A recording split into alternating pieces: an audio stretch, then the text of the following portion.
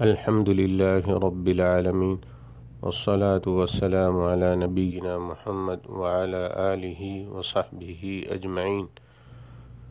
دنیا کی یہ سجدھج عارضی اور فانی ہے، اور دنیا کی یہ نعمتیں زوال پذیر ہو جانے والی ہے۔ دنیا کی یہ سب چیزیں محض آزمائش کے خاطر دی گئی ہیں۔ اللہ تعالیٰ نے آخرت میں اپنے بندوں کے لیے جو نعمتیں تیار کر رکھی ہیں وہ بہت ہی بہتر اور باقی رہنے والی ہے۔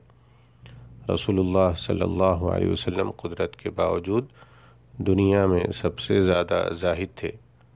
آپ کے پاس جب بھی دنیا کا مال آتا تو آپ اسے فوراً بندگان الہی میں تقسیم فرما دیتے، کیونکہ آخرت کا اجر و ثواب دنیا کے مال و اسباب سے بہت بہتر اور باقی رہنے والی ہے۔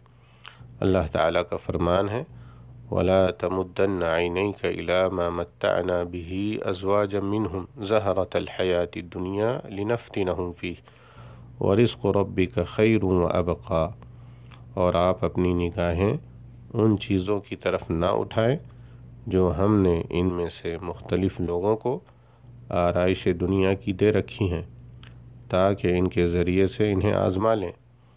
آپ کے رب کا رزق بہت بہتر اور باقی رہنے والا ہے۔ سورہ طٰہٰ آیت نمبر 131۔ السلام علیکم ورحمۃ اللہ وبرکاتہ۔